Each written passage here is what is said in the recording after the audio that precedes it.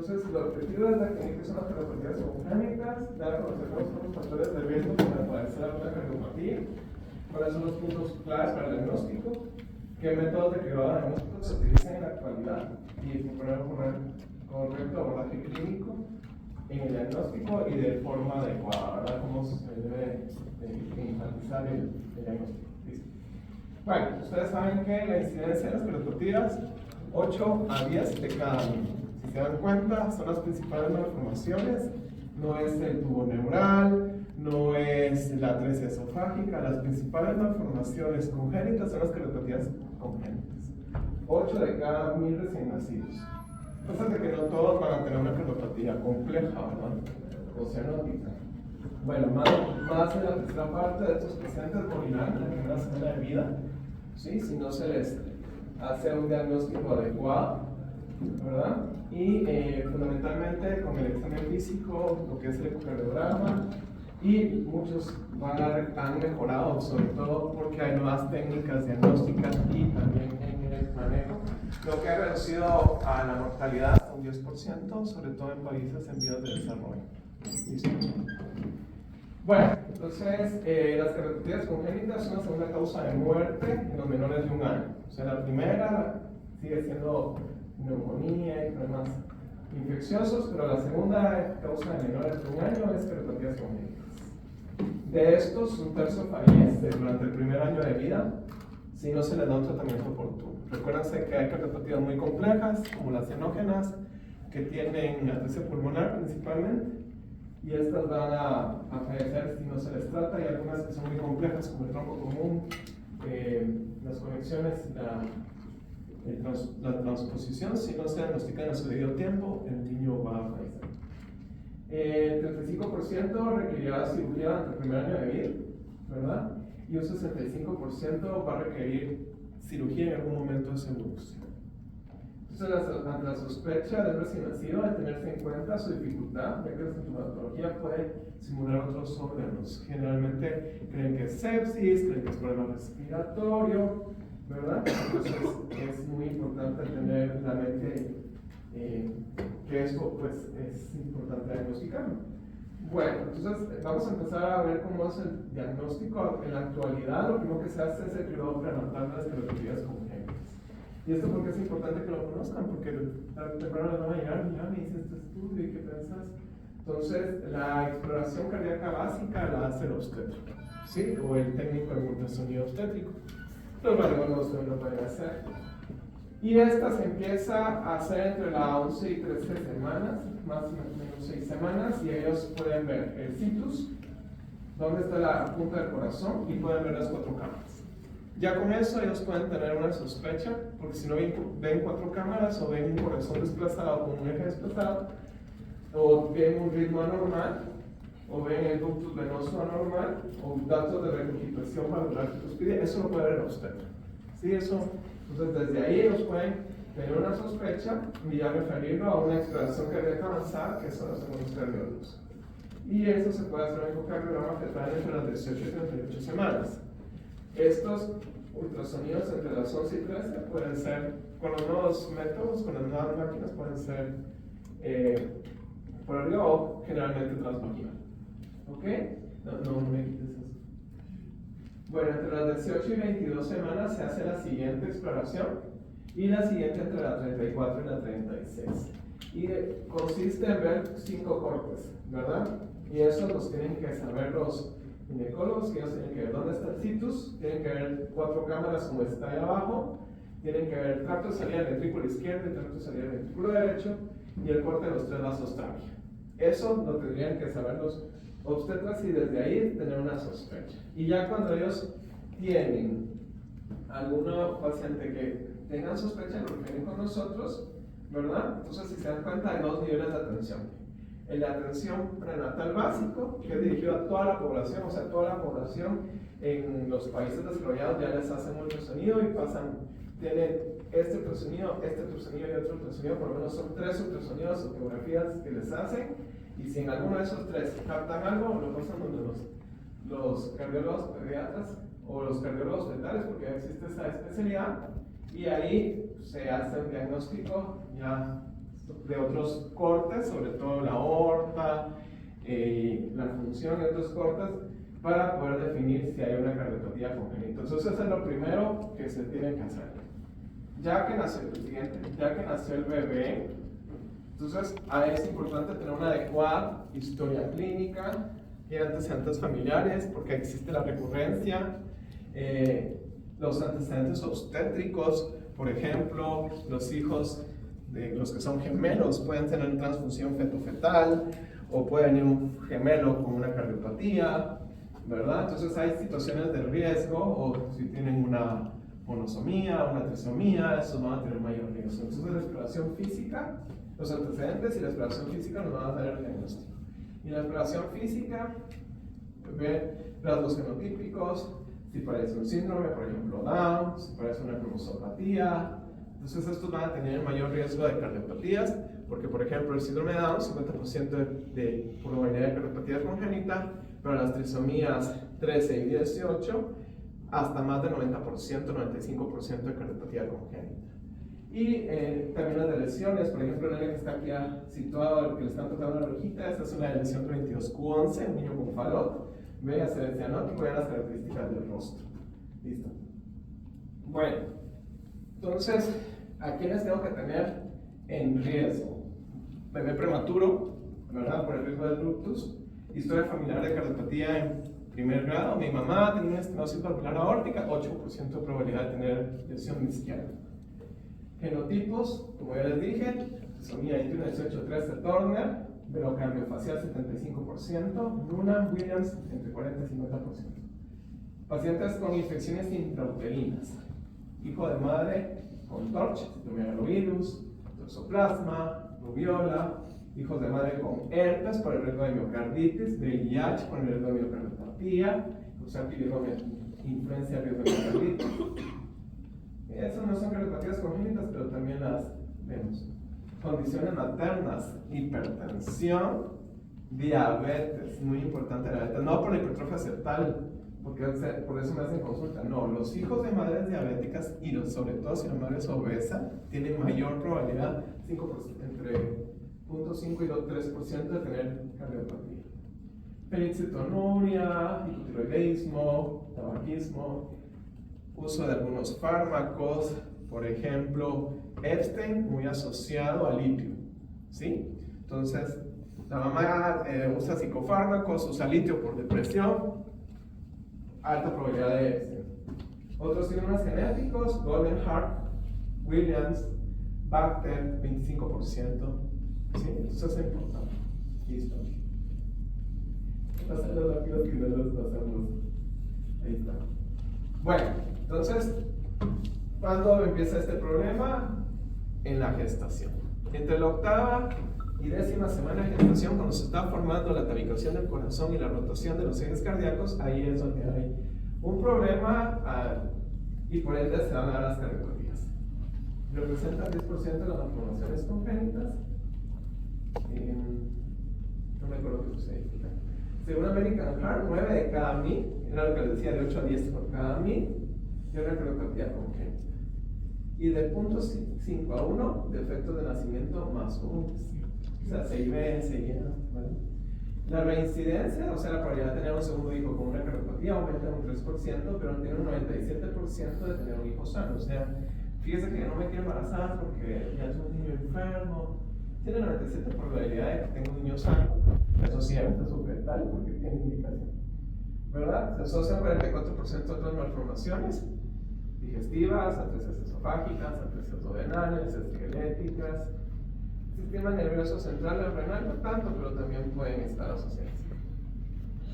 Bueno, ¿cuándo debo sospecharlo? Depende del tipo y gravedad de la lesión, ¿sí? No es lo mismo encontrar un traspuesto que encontrar una CIB chiquita muscular, ¿sí? Y va a depender también de la caída de las resistencias vasculares y del cierre del ductus.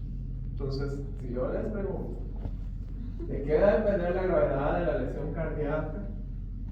Al nacimiento, de la caída de las resistencias pulmonares y del cierre del ductus arterioso. Recordemos que en la circulación fetal, las resistencias vasculares pulmonares están elevadas porque el oxigenador es la placenta. Y al nacer el bebé, se intercambia la circulación al perderse la placenta. En teoría se cierra el foramen, se cierra el ductus y la resistencia vascular cae, y eso hace que la circulación cambie. Pero si tengo una malformación, obviamente voy a tener problemas. Y si encima de todo soy una cardiopatía ductus dependiente, voy a tener aún mayor problema. Bueno, ¿cuál es el objetivo principal del pediatra? Establecer si esta o no cardiopatía es ductus dependiente. Es lo primero que ustedes tienen que pensar. Bueno, tengo un niño con soplo, tiene sospecha de cardiopatía. Lo primero que va a pensar es ductus dependiente o no. ¿Sí? Lo segundo que voy a pensar es cómo está el flujo pulmonar. Si el flujo pulmonar está disminuido, si el flujo pulmonar está aumentado, ¿sí? Entonces eso puede ser algo muy importante, porque si tengo disminución del flujo, ya sea pulmonar o sistémico, y es ductus dependiente, puede que si me muera si no le pongo prostas, porque es ductus dependiente. Entonces eso hay que tenerlo en mente. La siguiente. Ok, entonces ¿cómo hago mi sospecha diagnóstica? Bueno, entonces estudios de cribado, de oximetría del pulso. Eso es lo que está estudiado ahora, es lo que se recomienda. Nace el bebé, ¿sí? Y hay que hacerle el cribado del pulso. Lo tengo en la siguiente. Pero todavía no. Entonces, en el examen físico vamos a buscar presencia de soplos, si hay malformaciones torácicas, cianosis, etc. Y vamos a usar la radiografía del tórax y el electrocardiograma. O sea, miren lo primero que tienen que hacer ustedes antes de pedir un ecocardiograma.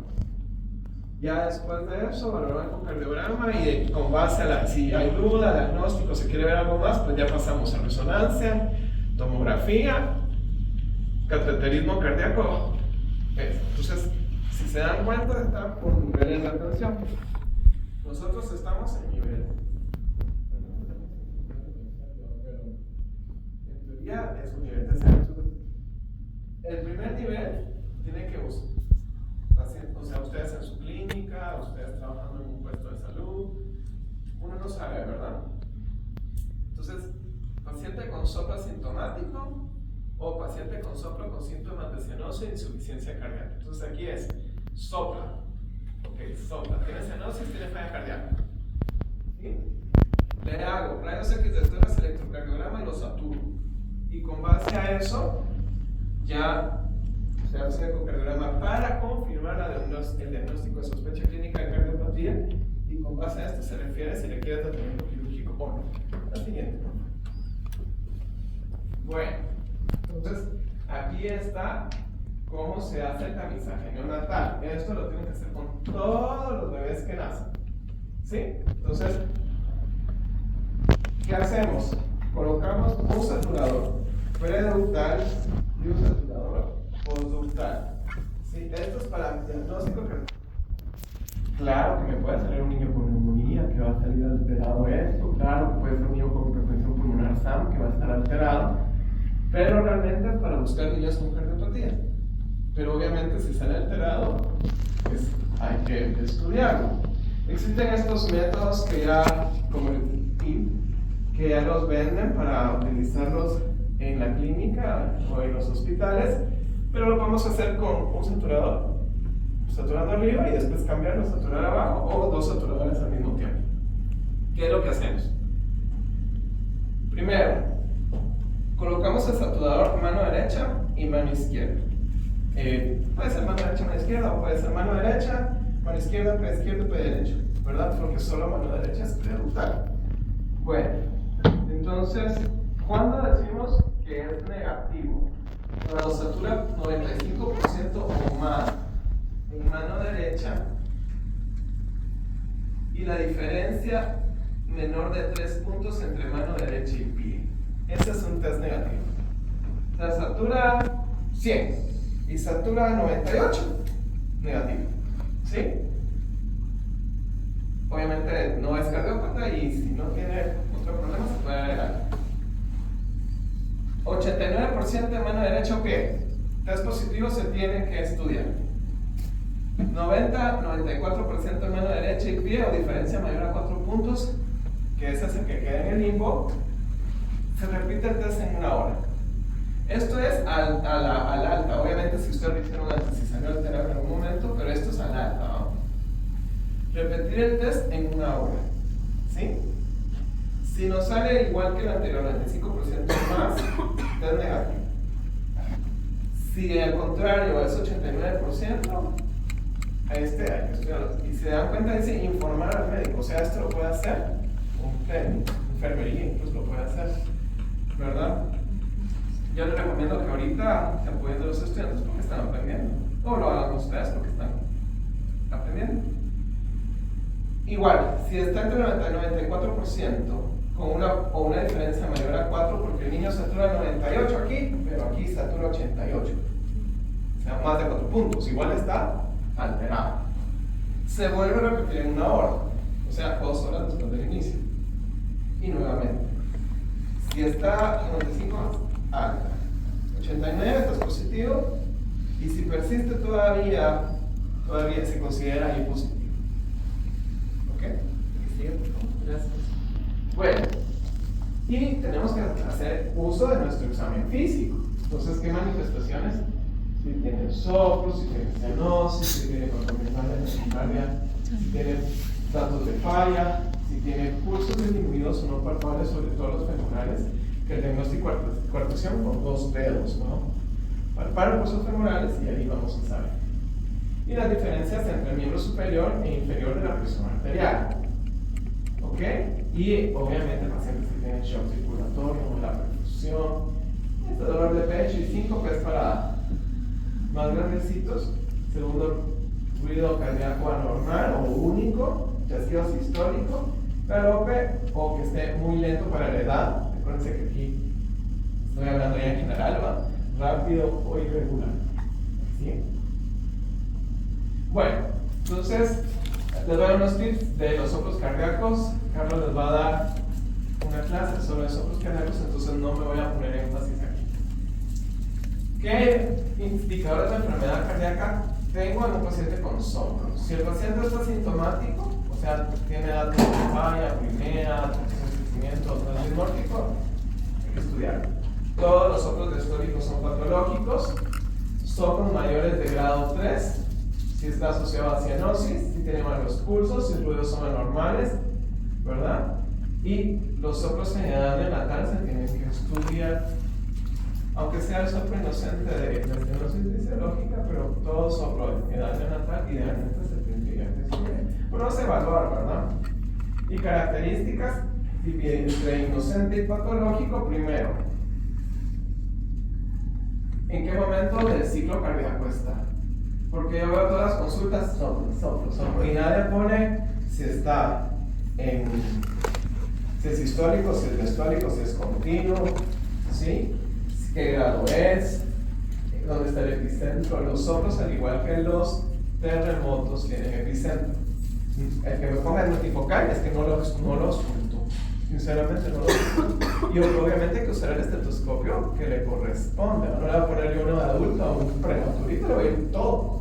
No, hay que poner y tomarse el tiempo necesario para oírlos. ¿Sí?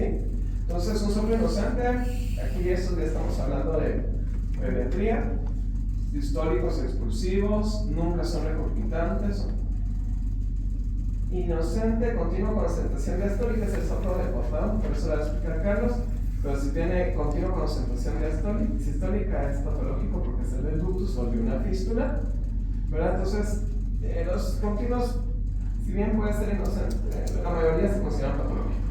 Un soplo recurgitante, un soplo diastólico es patológico. Lo que les decía del grado, la alteración de ruidos, si se irradia siempre es patológico. Y si yo hago que el niño se siente y después se cuesta, lo pongo a respirar y desaparece o disminuye, ese es inocente. Obviamente depende también del grado. ¿Verdad que sí?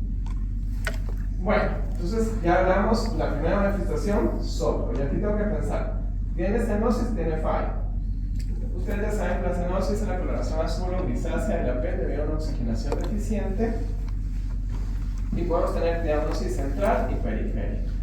¿Sí?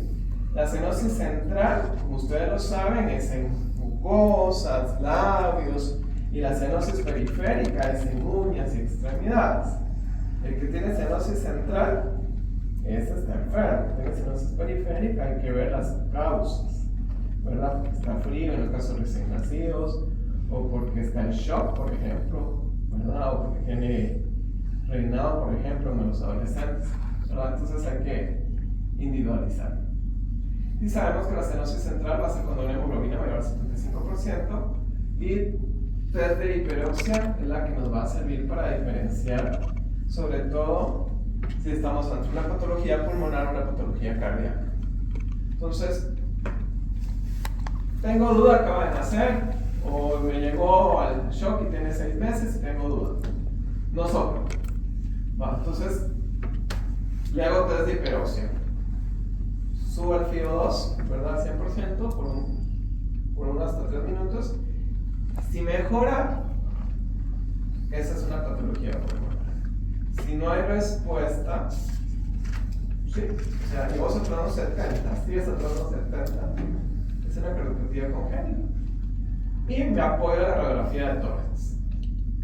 Obviamente la patología pulmonar va a encontrar neumonía y otras cosas, pero aquí me hago énfasis en la cardiopatía congénita.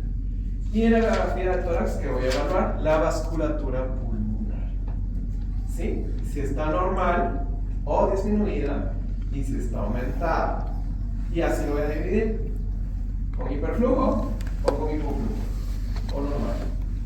Si está aumentada y es un recién nacido, lo que tengo que pensar es una transposición. ¿Sí? Cianosis con hiperflujo. Lo primero que en recién nacido pensar en transposición. Si está disminuida, tengo que ver también si tiene cardiomegalia, pero eso lo voy a hablar en la siguiente diapositiva. Tengo que pensar, o es un falot, es una atresia cuspidea, es una atresia pulmonar, es una estenosis pulmonar crítica del recién nacido o ya del niño. Si hay asociaciones de ventrículo único, doble vía, salida, cianosis grave.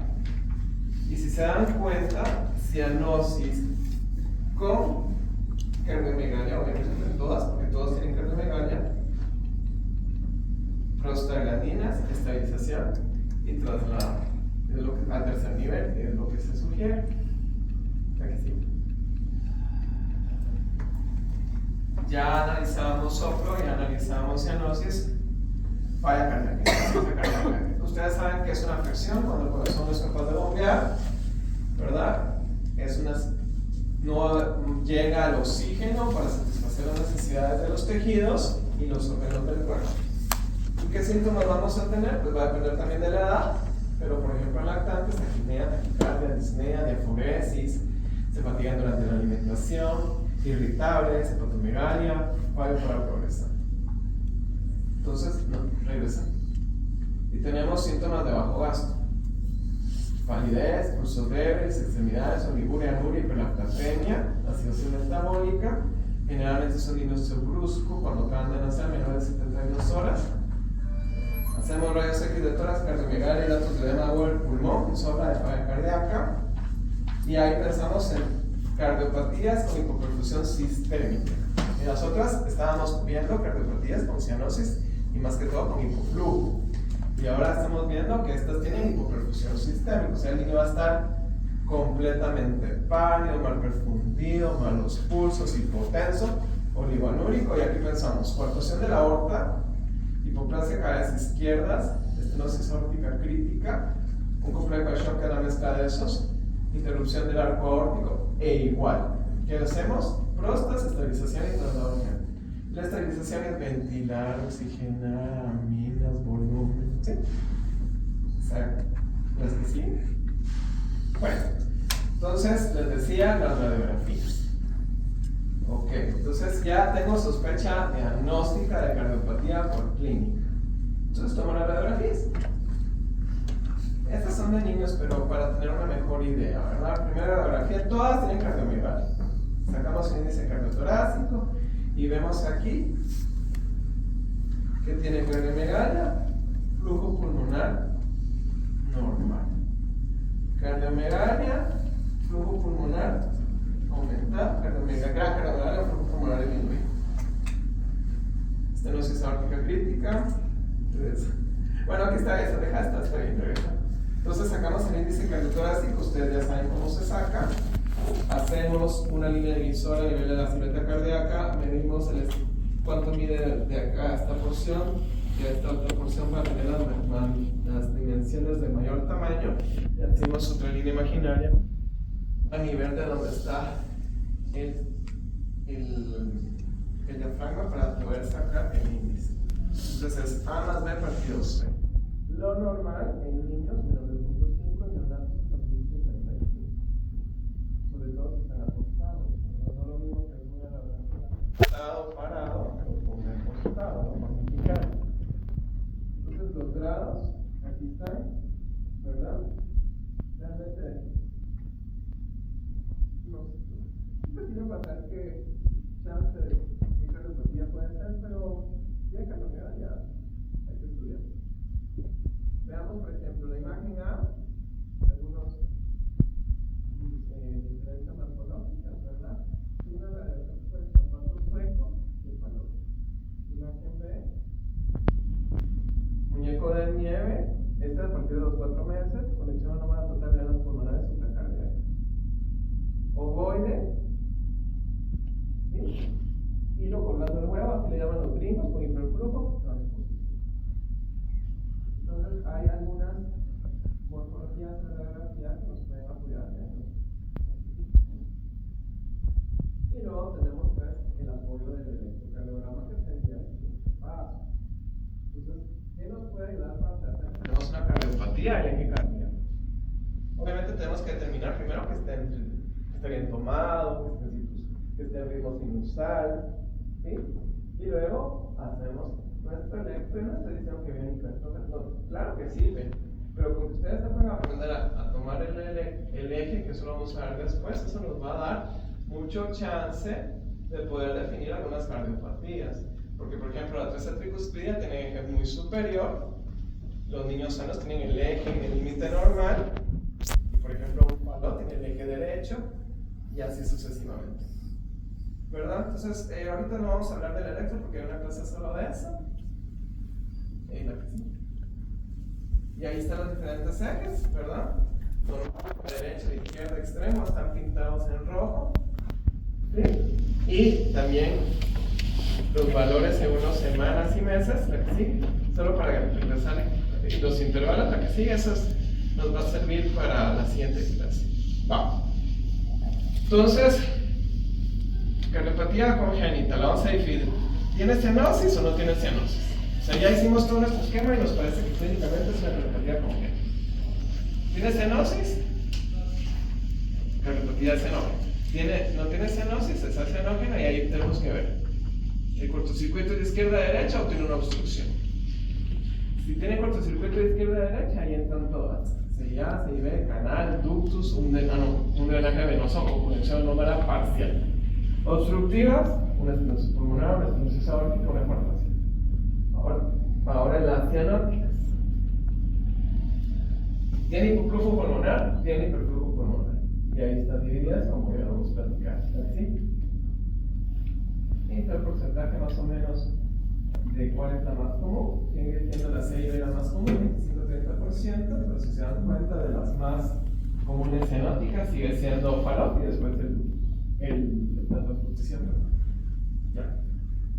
Y luego ya pasamos al siguiente nivel, que es la ecocardiografía. En este pues nos va a servir para ver la morfología, el tamaño, la función de las cavidades, ¿verdad? Aquí un bebé con dilatación de cavidades, tiene 4 cámaras, ¿sí? El cateterismo, eso nos va a ayudar, si creo que ya no corre. Nos va a servir para ver sitios de obstrucción, para colocar un stent, para colocar, hacer un dispositivo, para diagnóstico de hipertensión pulmonar, para ver la resistencia vascular, pero este ya lo hacemos con fines terapéuticos o diagnósticos previos a cirugía. ¿Sí? Bueno, entonces ahí está el cateterismo, ahí está entrando el catéter a través de la arteria femoral, sube a través de la aorta, llega y baja hasta de una ventriculografía, ponele movimiento. ¿Es ahí? izquierda y vean la salida de los vasos. ¿Sí? La angiotomografía nos va a servir para definir cosas más constructivas o si tengo alguna sospecha clínica que por el ecocardiograma no pude ver, para ver más que todo el arco, coronarias. Y aquí tenemos una aorta bicúspide con una vegetación miracicógena. ¿Sí? Y aquí hay otra donde se ve la misma aorta bicúspide engrosada y hay parte del prolapso de la valva coronariana derecha. ¿La que sí? Para ver, correcto, para ver también el arco, y vemos cómo se llama las dimensiones del arco, un corazón muy con abundante cardioplegia, y vean aquí donde está la obstrucción, ¿verdad? Bien marcada, y la dilatación de las venas. Entonces estos son ayudas complementarias, sobre todo cuando queremos definir mal la anatomía con fines terapéuticos. ¿Sí? La resonancia magnética, pues esta nos va a dar bastante información también en el caso de masas, tumores, tratar de identificar causas de las cardiomiopatías, como enfermedad de Fabry, ¿sí? Aquí esta resonancia a nivel de corte axial, bueno, ahí, ¿correcto? Ok. Aquí se ven estas imágenes hiperintensas que eran unos trombos, ¿verdad? Y también podemos sacar función ventricular en las siguientes. ¿La que sí?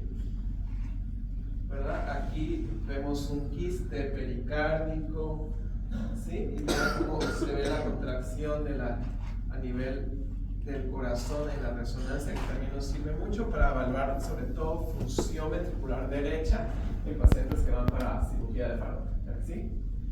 Y el intervencionismo, ¿verdad? Ya es el cateterismo con fines terapéuticos. Aquí hay una valvuloplastia pulmonar en un paciente con estenosis valvular pulmonar.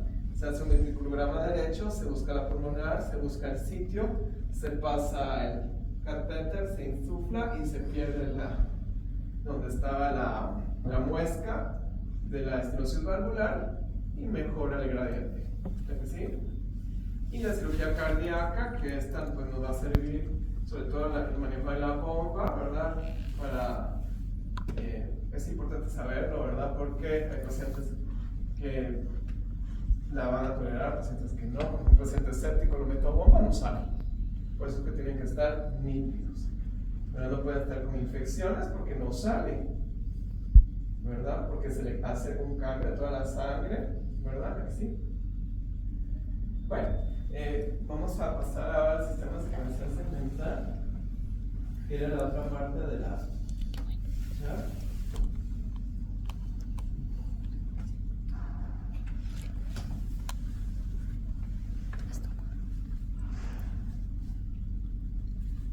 Bueno, ya que vimos un poquito de cómo es el cribado de las diagnóstico de las tecnologías, no sé si alguien tiene alguna pregunta.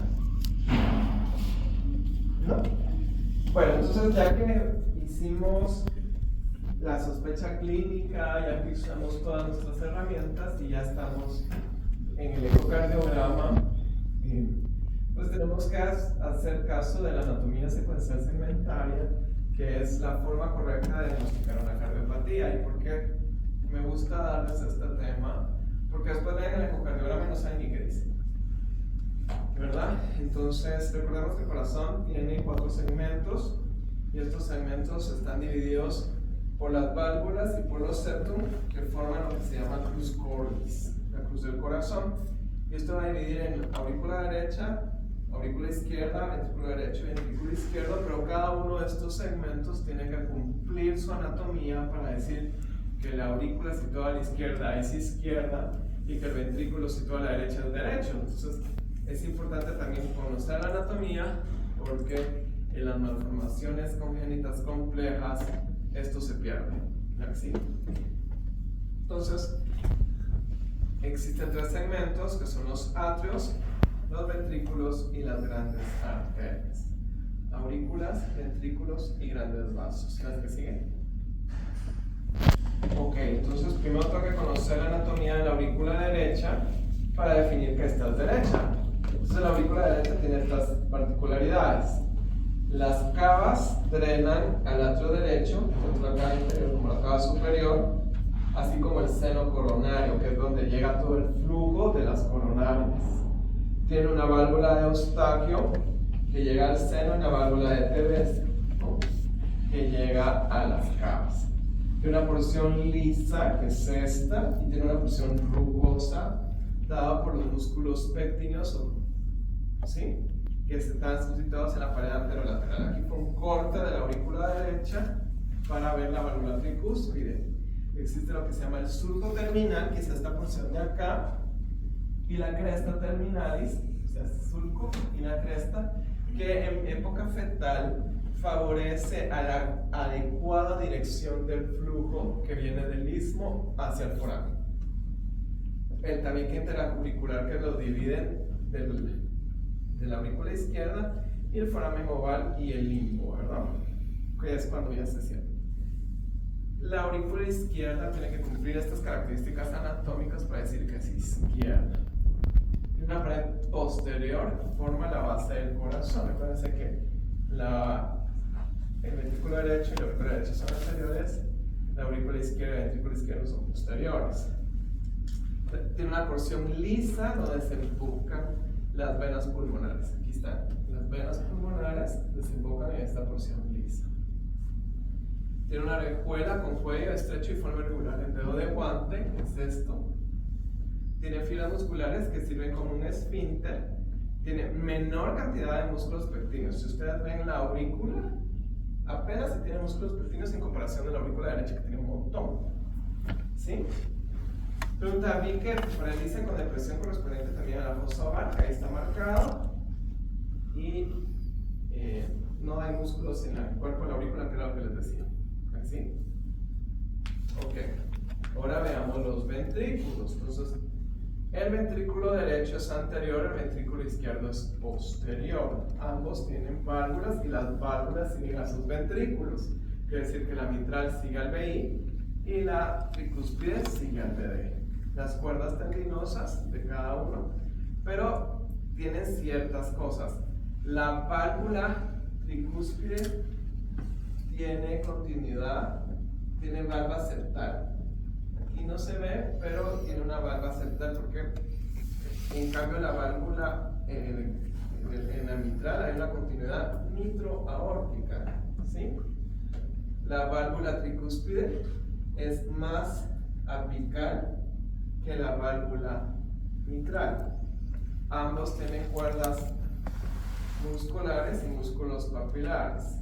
El ventrículo izquierdo generalmente es más grueso que el derecho, pero eso sabemos que en neonatos no es así, ¿verdad? Entonces,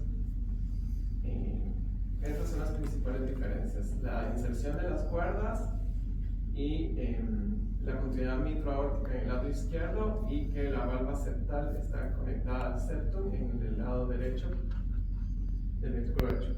¿Sí? Ok, entonces ya sabiendo la anatomía, hay que seguir 5 pasos en el diagnóstico. El primer paso es determinar el situs. Seguimos ver cómo está la unión atrioventricular, o sea, cómo se unen la aurícula con el ventrículo, luego cómo se unen los ventrículos con las arterias, luego definimos si hay defectos asociados y luego si hay algún otro dato adicional. ¿Sí? Bueno, entonces vamos a hablar primero del situs. Y el situs habla de la lateralidad que tiene un órgano en el cuerpo. Recuérdense que si bien el corazón solo es uno, a diferencia de los pulmones que son 2, tenemos lado izquierdo y lado derecho, entonces eso hay que cumplirlo. El situs solitus va a ser aquel que tiene aurícula situada a la izquierda y aurícula derecha situada a la derecha. El situs inversus va a ser en espejo, va a ser aurícula derecha situada a la izquierda y aurícula izquierda situada a la derecha. Y el situs isomérico va a ser el que tiene o 2 aurículas derechas o 2 aurículas izquierdas. Entonces va a ser dextro isomérico para los derechos y levo isomérico para los izquierdos. Y eso va a cumplir algunas diferencias porque la aurícula izquierda se dieron cuenta que es muy diferente a la aurícula derecha. Entonces vamos a tener lo siguiente. El situs atrial va a caracterizar la morfología de las aurículas. Lo normal va a ser que tengamos esto: una aurícula derecha, situada a la derecha, y ven, el apéndice de la aurícula derecha es de base ancha, ¿sí? Los músculos pectíneos, y la aurícula izquierda con una base delgada terminada en dedo de guante. Entonces, esto es lo normal, ese es el situs solitus. Si yo lo tengo invertido, es un situs inverso. Si tengo dos aurículas derechas, es isomerismo derecho o dextro isomérico, y si tengo dos izquierdas, es isomerismo izquierdo. Y por ende, acá las venas pulmonares se van a conectar en donde puedan, y aquí las cavas se van a conectar, o va a haber ausencia de la cava inferior, porque no son cavidades preparadas para estos reservorios que normalmente deberían de estar en la otra aurícula. ¿Sí? Y es importante porque también la mayoría de veces el situs solitus cardíaco o el situs cardíaco se asocia al situs bronquial en un 95%. Y lo normal es que tengamos un situs bronquial con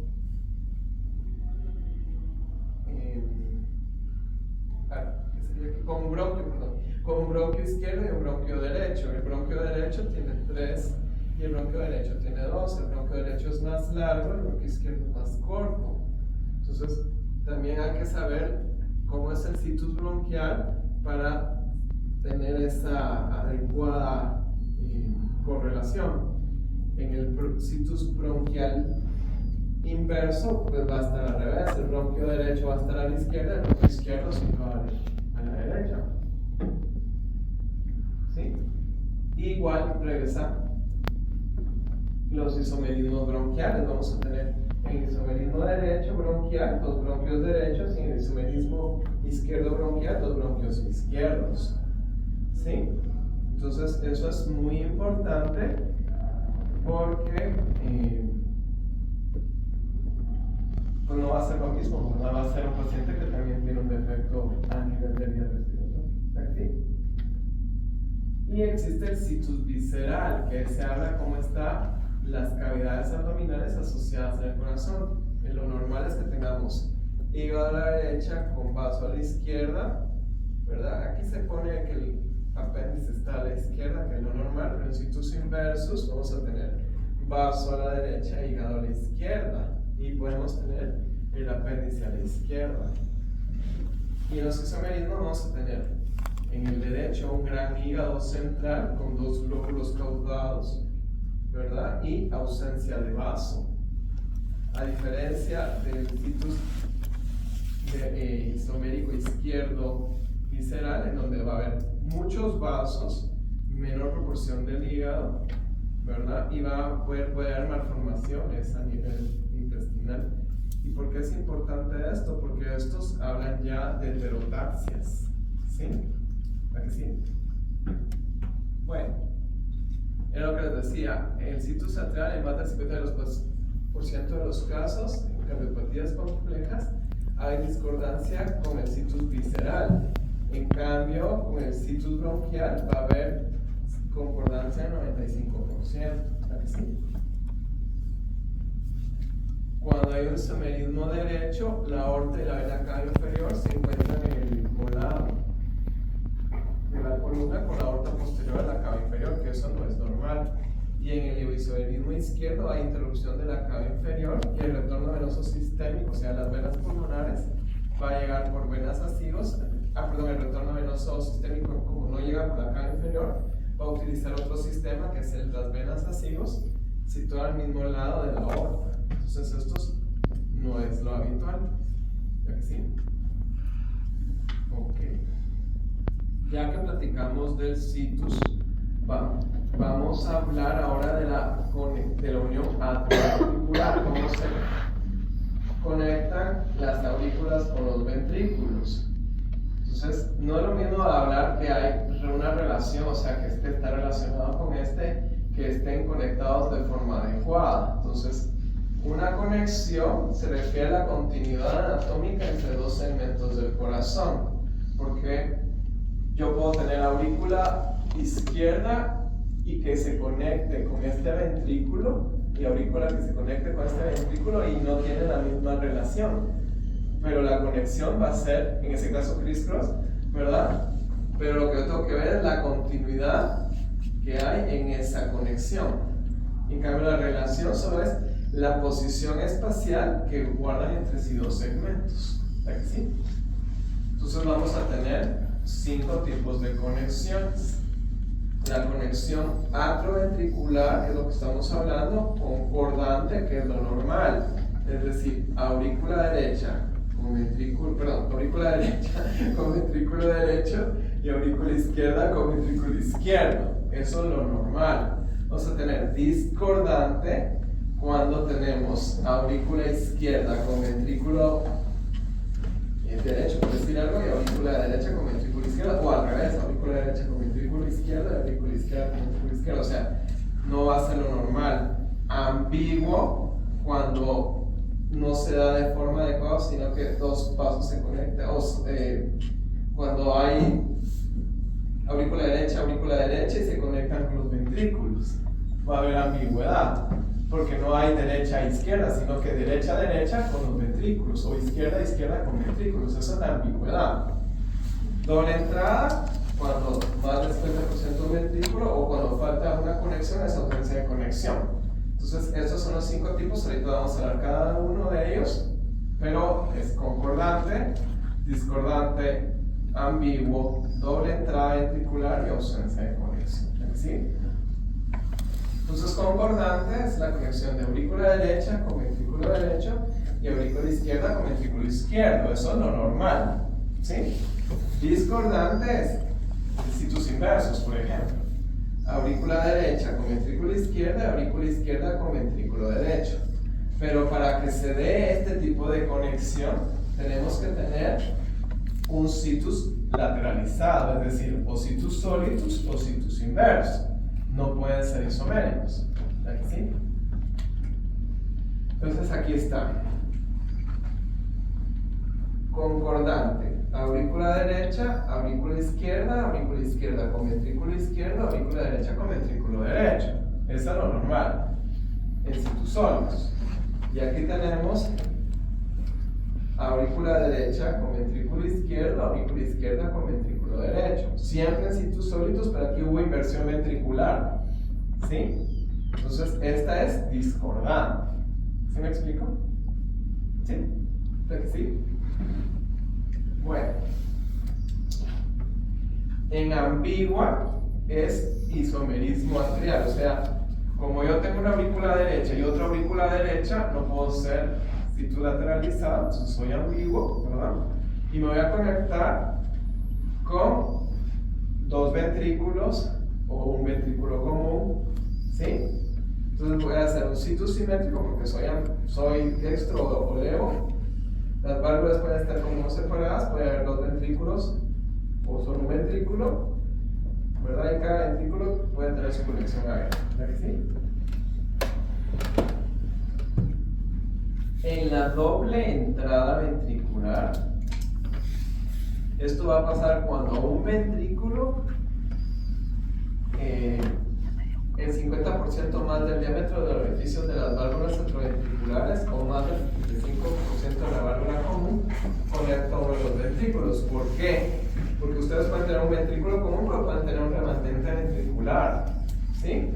Entonces aquí este paciente tiene la aurícula derecha con su válvula tricúspide conectada a la aurícula derecha conectada a este ventrículo que es izquierdo, y la aurícula izquierda conectada con este ventrículo que es izquierdo, y la aurícula derecha, el ventrículo derecho, acá es un remanente. Entonces las dos válvulas, tanto la tricúspide como la mitral en este caso, entran en un solo ventrículo. Entonces es una doble entrada a ventrículo izquierdo en este ejemplo. ¿Sí? ¿Verdad? Entonces esto es lo llamado un ventrículo único, pero es una doble entrada porque ambas válvulas entran a ese ventrículo. O si solo tuviéramos una válvula común, que entrara la válvula común a ese ventrículo sería una doble entrada. ¿Sí? Y una ausencia de conexión es cuando no se formó la porción de entrada a ese ventrículo, es decir, no se formó la conexión entre la aurícula y el ventrículo, y lo más común es la tricuspidia. En este ejemplo, la aurícula derecha, que debería conectarse al ventrículo derecho, no lo hace porque no existe una válvula tricúspide, en su lugar hay una pared. ¿Sí? Obviamente aquí tiene que haber un defecto interarterial obligatorio para que el paciente viva, pero no hay una continuidad entre aurícula y ventrículo, entonces es una ausencia de conexión, en este caso derecho. Si fuera el otro caso, que fuera del lado izquierdo, ¿verdad? Aquí sí se conecta aurícula con ventrículo, pero la aurícula izquierda no se conecta con el ventrículo izquierdo. ¿Sí? Entonces esta sería una atresia mitral, ¿verdad? Pero esto es más común, por ejemplo, en hipoplasia. ¿Sí? Pero si se dan cuenta, el mecanismo que llevó a esta cardiopatía fue que no se formó la conexión entre aurícula y el ventrículo por falta de la válvula, ya sea porque no se formó o porque la válvula quedó perforada. ¿A que sí? Entonces, volviendo a hacer un recordatorio del tipo de conexión, vamos a tener concordante, que es lo normal, discordante, ¿verdad? Que están invertidos, ambiguo porque existe solo dos aurículas o dos ventrículos, aunque tengan sus dos ventrículos, doble entrada ventricular, ya sea porque tiene dos válvulas y llega a ese ventrículo, o a través de una válvula atrioventricular común, ¿sí? O una ausencia de conexión, como es en este caso, ¿verdad? ¿Sí? Entonces esos son los tipos de conexión. ¿Sí? Ya vimos cómo es el tipo de conexión, y el modo de conexión va a depender si la válvula está perforada, si está imperforada, si está cabalgada o no. ¿Sí? Perforada es que las dos válvulas están permeables, y perforada es que una válvula no está perforada. Entonces aquí es para la atresia tricuspidia verdadera, es cuando la válvula está imperforada, y clásica cuando falta la válvula. Decimos que una válvula cabalga cuando menos del 50% de la válvula se encuentra sobre el septum, y común cuando una sola válvula conecta a cada ventrículo en más del 25%. ¿Por qué hacemos esta diferenciación? Porque a veces hay ausencias, hay atresia pulmonar o hay atresia aórtica. ¿Sí? Ok. Bueno, ya hablamos de cómo se conectan aurículas con ventrículos. Si se recuerdan, el siguiente que tenemos que ver es la conexión de ventrículos con arterias. Eso se llama conexión ventrículo-arterial. Y aquí vamos a tener concordante, discordante, doble cámara de salida o doble vía de salida y única vía de salida. ¿Sí? Concordante es cuando ambos vasos emergen de sus respectivos ventrículos, que es lo normal, es decir, del lado derecho sale la pulmonar con el ventrículo derecho y la pulmonar, del lado izquierdo sale el ventrículo izquierdo, de la aorta con el ventrículo izquierdo, y eso es lo normal. Discordante, esa es la transposición, ventrículo derecho con aorta, ventrículo izquierdo con pulmonar. Podemos tener doble salida de un ventrículo, como es en este caso, porque si se dan cuenta, si bien la aorta sale el 100% del ventrículo derecho, más del 50% de la pulmonar sale también del ventrículo derecho. Entonces esta es una doble vía de salida del ventrículo derecho. Puede ser una única vía de salida, como en este caso, que es un tronco común, ¿verdad? O puede ser una única vía de salida, como es esta es una atresia pulmonar, en el cual vemos la aorta, no hay pulmonar, de hecho son nutridas por el ductus, y aquí están las ramas de la pulmonar. Esa es una ausencia de conexión ventrículo arterial porque la atresia pulmonar. Y en la común, que es el tronco común, porque aquí sale, pero está aorta, después pulmonar, y luego coronarias, pulmonar, después aorta, que ese es el tronco común.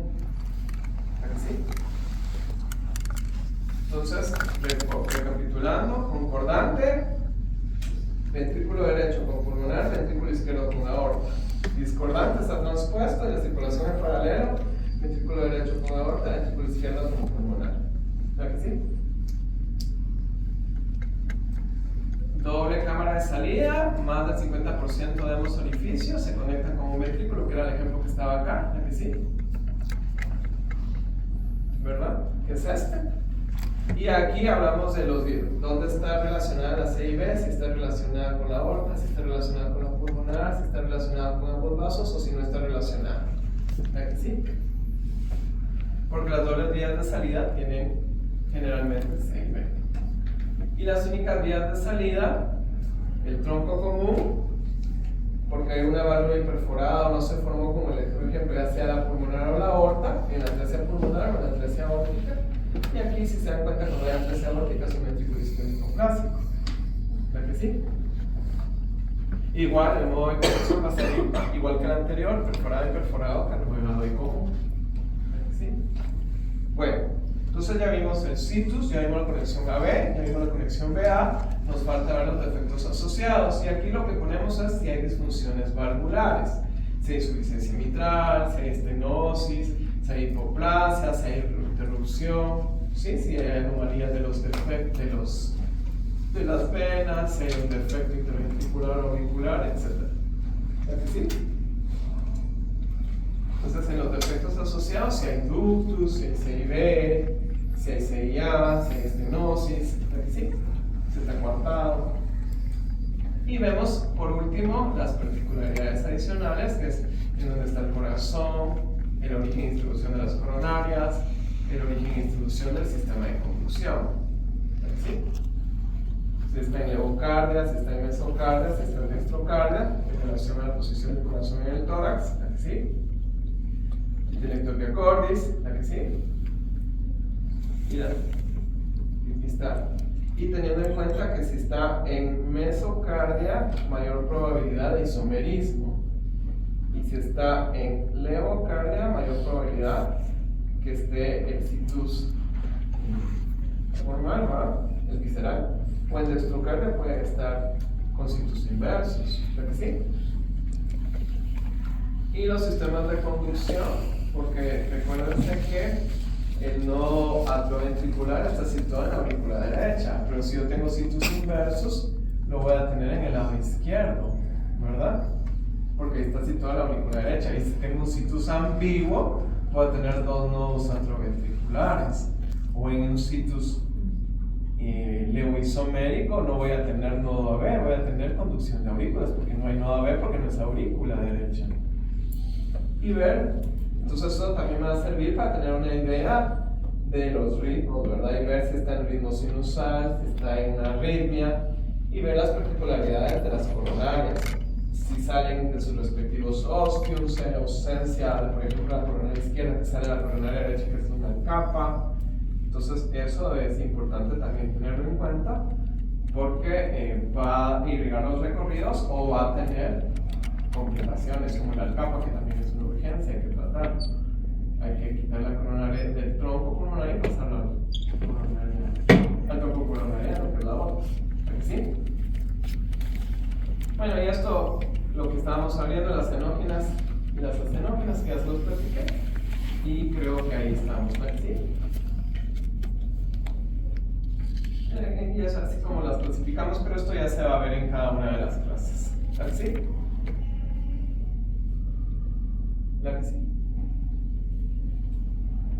Entonces, para finalizar las conclusiones, un 80% de los niños presentan soplo cardíaco en su vida, pero solo de 8 a 10 de cada 1000 van a tener una cardiopatía congénita. El sistema secuencial segmentario es el método para la correcta nomenclatura de la cardiopatía. Como vieron, tiene una etiología multifactorial. El riesgo de recurrencia de una cardiopatía va del 4 a 6%, hasta un 25 a 50 si hay una alteración genética. Ya.